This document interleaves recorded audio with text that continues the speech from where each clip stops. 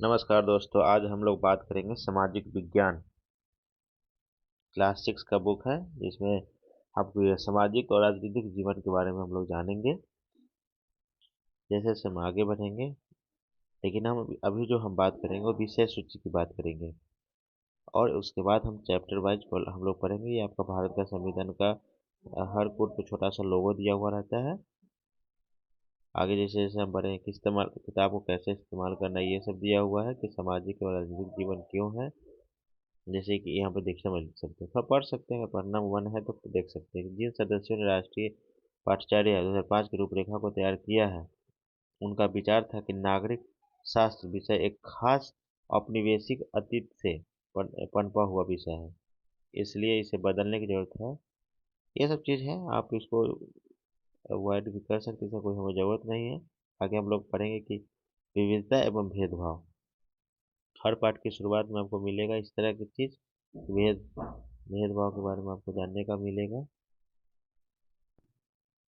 जैसे जैसे हम ऊपर जाएंगे, ये देखिए हम लोग को मेन जो है छविया का उपयोग है। किस किताब में कई चित्र एवं तस्वीरें हैं, इस बच्चे की चीज़ के लिए है, हम लोगों के लिए नहीं है।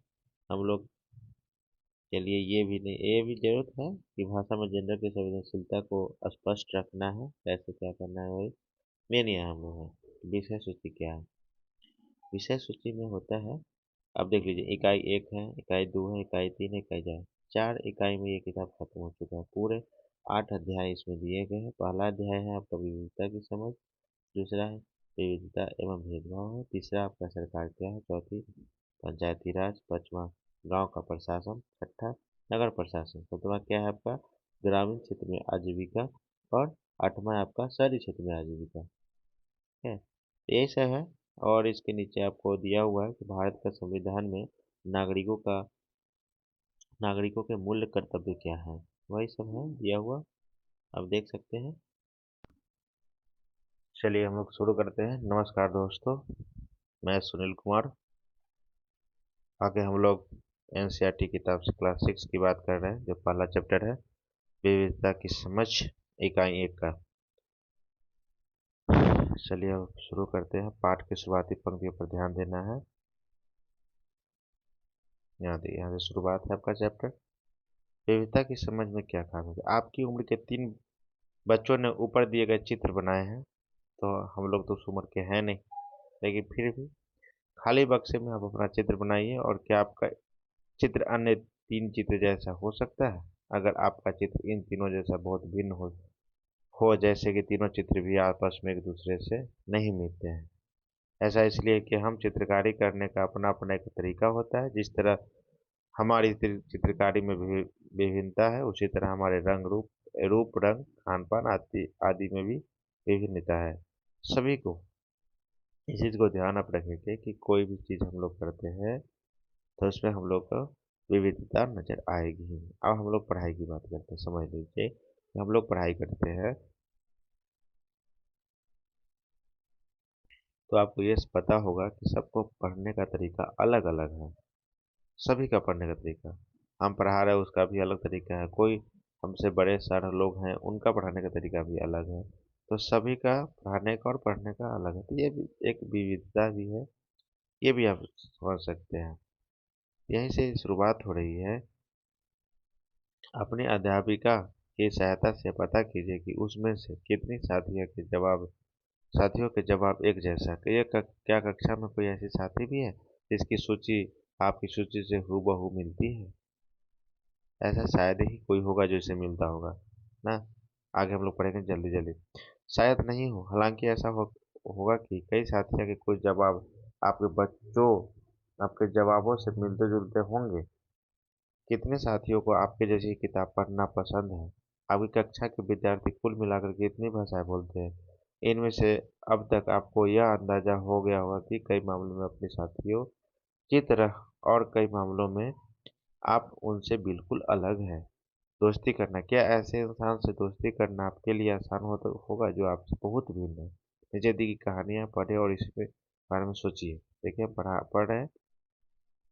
मैंने इसे एक मजाक की तरह लिया, मजाक जो कि फटे पुराने कपड़े पहने वो छोटे से लड़के के लिए था, जो जनपथ के भीड़ भाड़ वाले चौराहे लाल बत्ती पर अखबार बेचता था। जब मैं भी वहां से साइकिल से गुजरता, वह अंग्रेजी का अखबार हाथ में लहराते हुए पीछे भागता और उसी दिन की सुर्खियों को हिंदी अंग्रेजी में मिले जुले शब्दों में चिल्लाकर सुनाता रहता।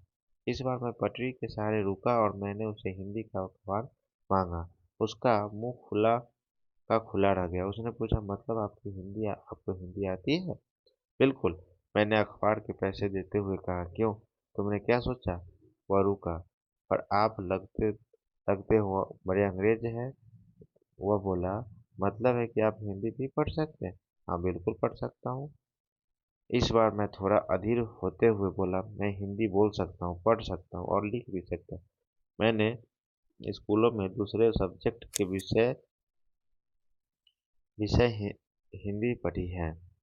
अब सब्जेक्ट देखिए, सब्जेक्ट उसने पूछा। अब जो कभी स्कूल में नहीं नहीं गया, उसको मैं क्या समझाता कि सब्जेक्ट क्या होता है। वह कुछ होता।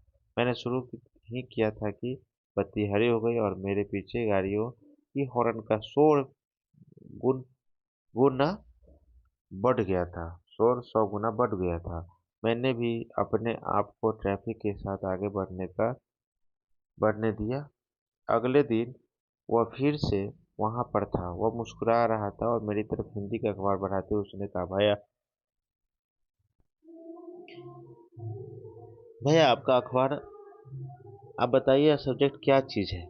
अंग्रेजी का यह शब्द उसकी जबान पर अजीब लग रहा था। ऐसा लगा मानो अंग्रेजी में सब्जेक्ट शब्द का जो दूसरा अर्थ है प्रजा, उस अर्थ में वह उसका प्रयोग कर रहा है। ओह, यह कुछ पढ़ाई लिखाई से संबंधित है, मैंने कहा।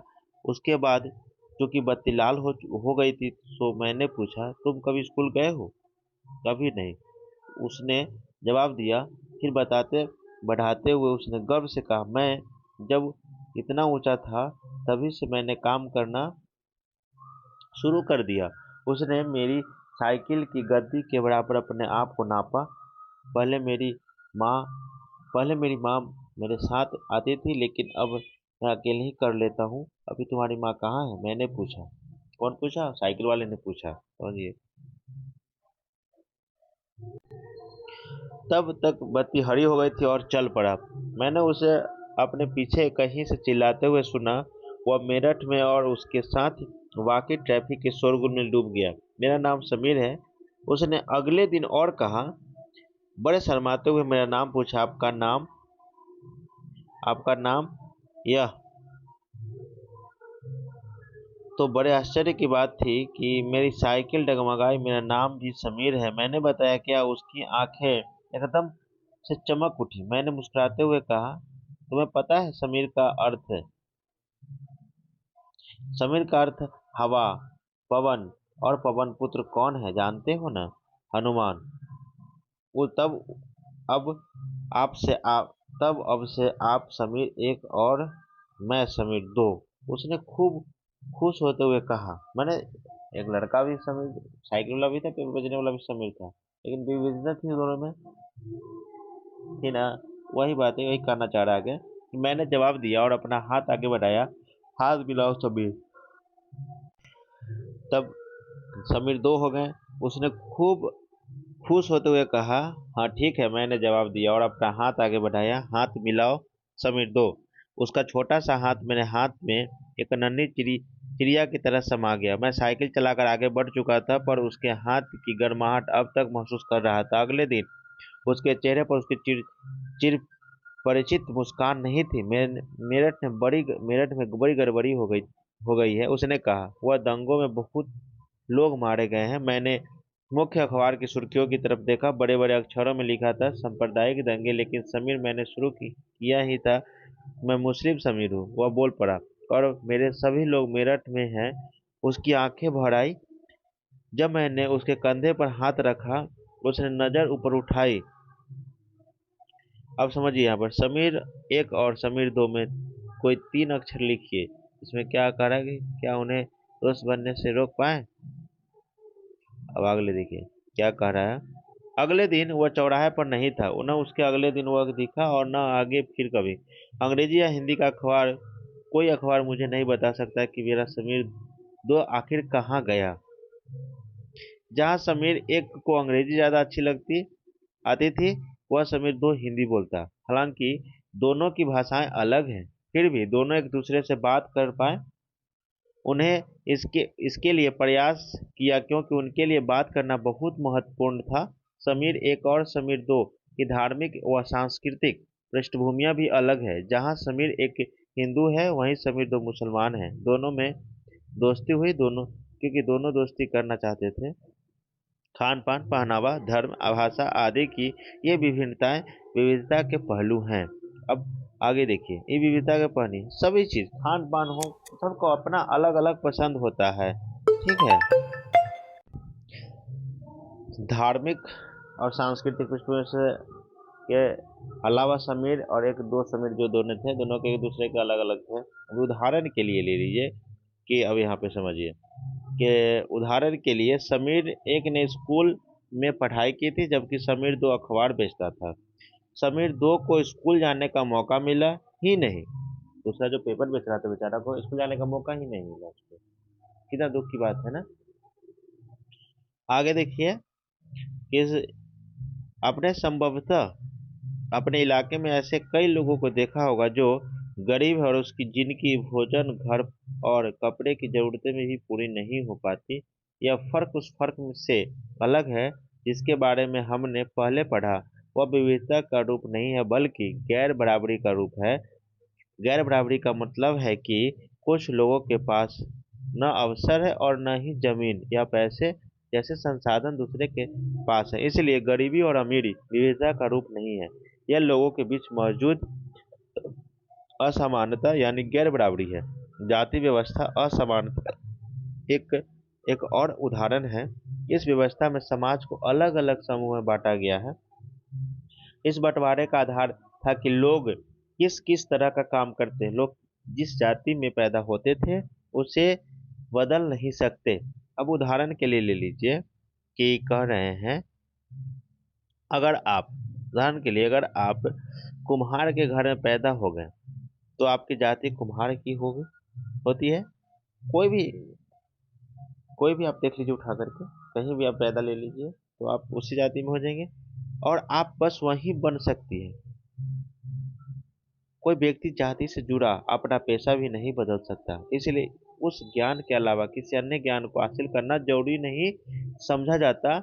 इसे गैर बराबरी पैदा हुई। आप इस बारे में अगले पाठ में पढ़ेंगे, हम आगे फिर अच्छा से बताएंगे, डिस्क्राइब करेंगे इसको। आगे हम लोग देखें विविधता हमारे जीवन को कैसे समृद्ध करती है। विविधता अब जरूरी थोड़ी है कि आप अगर कुम्हार के घर में जन्म लिए तो हमारा हक नहीं है कि हम किसी और जाति या किसी भी चीज का हम ज्ञान अर्जित नहीं कर सकते। हम कोई भी चीज ज्ञान अर्जित कर सकते हैं। जैसे समीर और दूसरे समीर ठीक 2 दोस्त बने, ठीक वैसे ही आपकी भी सहेलियां होंगी जो आपसे बहुत अलग होंगी। आपने शायद उनके घर में अलग तरह का खाना खाया होगा, उनके साथ अलग त्योहार मनाए होंगे, उनके कपड़े पहनकर देखे होंगे और थोड़ी बहुत उनकी भाषा भी सीखी होंगी। ठीक है। तो अब यहाँ पर दिया हुआ है कि आपको शायद तरह तरह के जानवरों, रानियां, साहसिक साहसिक घटनाओं या भूतों की कहानियां पसंद होगी। संभव है कि आपको खुद कहानी बनाना भी पसंद होगा। एक अच्छी कहानी पढ़ने से हमेशा खुशी मिलती है। उसको पढ़कर और ज़्यादा कहानियां बनाने के लिए नए नए विचार मिलते हैं। जो लोग कहानियां लिखते हैं विभिन्न स्रोतों, किताबों, वास्तविक जीवन और कल्पना से प्रेरणा लेते हैं। कुछ लोग जंगल में जानवरों के नजदीक रहे हैं, उन्हें जानवरों की दोस्ती, लड़ाइयों के बारे में कहानियां लिखी है। कुछ अन्य लोगों ने राजा रानियों के वृत्तांत पढ़कर प्यार और सम्मान के भी किस्से लिखे हैं। ये सब देखिए चित्र है, आप जब किताब में खोलेंगे तो पढ़ेंगे, ये सब चित्र भी है इसमें। अब आगे देखिए इसमें क्या है। कुछ ने अपने बचपन की यादों में गोते लगाए होंगे। स्कूल और दोस्ती की मधुर यादों से निकलकर कुछ साहसी कहानियां भी लिखी होंगी। कल्पना कीजिए कि जिनकी कहानियां आपने सुनी है या पढ़ी है, उनकी कहानियां कहानीकारों या कहानी सुनने वालों को ऐसी जगह पर रहना पड़े। लोग जहाँ पर रहना पड़े, जहाँ लोग केवल दो ही रंग के कपड़े पहनते हो, लाल एवं सफेद। सफेद एक तरह का खाना खाते हो, शायद आलू। समान रूप से केवल दो पशु पक्षी को पालते हो, उदाहरण के लिए हिरन और कौवा। बता रहा है उदाहरण के लिए सब चीज। और केवल सांप सीढ़ी खेल से अपना मनोरंजन करते हो। ऐसी जगह जा रह कर वे कैसी कहानियां लिख पाएंगे? आप सोच लीजिए कैसी कहानियां पर लिख पाएंगे। भारत में विविधताओं का देश है। हम विभिन्न भाषाएं बोलते हैं, विभिन्न प्रकार का खाना खाते हैं, अलग अलग त्योहार मनाते हैं और भिन्न भिन्न धर्मों धर्मों का पालन करते हैं। लेकिन गहराई लेकिन गहराई से सोचे तो वास्तव में हम एक ही तरह की चीजें करते हैं, केवल हमारे करने के तरीके अलग हैं। हम विविधताओं को कैसे समझें? करीब 2 सवा 2 वर्ष पहले जब रेल, हवाई जहाज, बस और कार हमारे बीच का हमारे जीवन का हिस्सा नहीं थे, तब भी लोग संसार के एक से दूसरे भाग की यात्रा करते थे। वह पानी के जहाज से में घोड़ा या ऊंट पर बैठकर जाते थे या फिर पैदल कर चलकर। अक्सर ये यात्राएं खेती और बसने के लिए, नई जीवन की जमीन की तलाश में या फिर व्यापार के लिए की जाती थी। चूंकि यात्रा में बहुत समय लगता था, इसलिए लोग नई जगह पर अक्सर काफी लंबे समय तक ठहर जाते थे। इसके अलावा सूखे और अकाल के कारण भी कई बार लोग अपना घर बार छोड़ देते थे। उन्हें जब पेट भर खाना तक नहीं मिलता था तो वे नई जगह जाकर बस जाते थे। कुछ लोग काम की तलाश में, कुछ युद्ध के कारण घर छोड़ देते थे। लोग जब नई जगह में बसना शुरू करते थे तो उनके रहन सहन में थोड़ा बदलाव आ जाता था। कुछ चीजें वे नई जगह की अपने अपना लेते थे और कुछ चीजें वे पुराने ढर्रे पर ही चलते रहते हैं। इस तरह उनकी भाषा, भोजन, संगीत और धर्म आदि में नए और पुराने का मिश्रण होता रहता है। उनकी सांस्कृतिक और नई जगह की संस्कृति आदान प्रदान होता है और धीरे धीरे एक मिश्रित यानी मिली जुली संस्कृति उभरती है। आप कहीं भी चले जाइए, सपोज दैट आप कहीं अपने, ठीक है, मान लीजिए आपका घर एक दूसरे जिला में है और ननिहाल दूसरे जिला में, वहाँ का रहन सहन, वहाँ का शादी ब्याह दूसरे अलग तरीका का हो और आपके यहाँ का अलग अलग प्रकार का हो, तो आप वहाँ जाएंगे तो वो चीज़ को भी सीखेंगे और आप अपने माँ से कुछ गुण उस चीज़ का भी ले चुके होंगे जो वहाँ पे आपको माँ ने बचपन में सीखी होंगी। तो ये से आप मिश्रित तरह से विविधताओं में जो है ना, आप उस चीज़ को भी सीखे तो मिश्रित हो गया ना, मिश्रित हो गए। अब देख लिए ये, अब जहाँ जहाँ जाएंगे, ये नहीं कि आप नानी घर कहीं भी जाएं आपको इसी तरह का मिलेगा। अगर अब आगे पढ़ते हैं, अगर अलग अलग क्षेत्रों का इतिहास देखें तो हमें पता चलेगा कि किस तरह विभिन्न सांस्कृतिक प्रभावों ने वहाँ के जीवन और संस्कृति को आकार देने में योगदान किया है। इस तरह से कई क्षेत्र अपने विशिष्ट इतिहास के कारण विविधता संपन्न हो जाते हैं। ठीक उसी प्रकार के लोग अलग अलग तरह की भौगोलिक स्थितियों से किस प्रकार सामंजस्य बैठते हैं और उससे भी विविधता उत्पन्न होती है। उदाहरण के लिए समुद्र के पास रहने में और पहाड़ी इलाकों में रहने में बड़ा फर्क होता है। न केवल वहाँ के लोग और कपड़ों, खान पान की आदतों में फर्क होता है, बल्कि जिस तरह का काम वो करेंगे वे भी अलग होंगे। शहरों में अक्सर लोग यह भूल जाते हैं कि उनका जीवन उनके भौतिक वातावरण से किस तरह गहराई से जुड़ा हुआ है। ऐसा इसलिए है कि शहरों में लोग विरले ही अपने सब्जी या अनाज उगाते हैं, वे इन चीजों के लिए बाजार पर ही निर्भर रहते हैं। आइए अब क्या करें कि आइए भारत के दो भागों में लद्दाख और केरल के उदाहरण पर जरिए यह समझने की कोशिश करते हैं कि किस क्षेत्र की विविधता पर और उसे ऐतिहासिक और भौगोलिक कारकों का क्या असर पड़ता है। अभी आप एटलस में देख सकते हैं इस नक्शा के बारे में। ठीक है, एटलस तो हम इसमें जोड़े नहीं है लेकिन आप देख सकते हैं, यहाँ देख लीजिए। हम ज़्यादा नहीं है, थोड़ा है, बस खत्म होने वाला है ये। चलोगे हम कहानी, ये जो आपको राजनीतिक किताब जो है ना, सिर्फ इसमें कहानी वानी ही दिया हुआ है। मेन किताब तो हमको हिस्ट्री पढ़ना हो जाएगा, उसका भी हम कराएंगे कराएंगे आपको। पहले इसको देख लेते हैं। लद्दाख और जम्मू कश्मीर के पूर्व में पहाड़ियों बसा है एक रेगिस्तानी इलाका है, जहाँ यहाँ पर बहुत ही कम खेती संभव है क्योंकि इस क्षेत्र में बारिश बिल्कुल नहीं होती और यह इलाका हर वर्ष काफी लंबे समय तक बर्फ में ढका रहता है और इस क्षेत्र में बहुत ही कम पेड़ उग पाते हैं। पीने के पानी के लिए लोग गर्मी के महीनों पिघलने वाली बर्फ पर निर्भर रहते हैं। यहाँ लोग एक खास किस्म की बकरी पालते हैं, जिससे पश्मीना ऊन मिलता है। पश्मीना साल सुने होंगे ना, वही बात कर रहे हैं, उन्हीं से उसी से बनता है।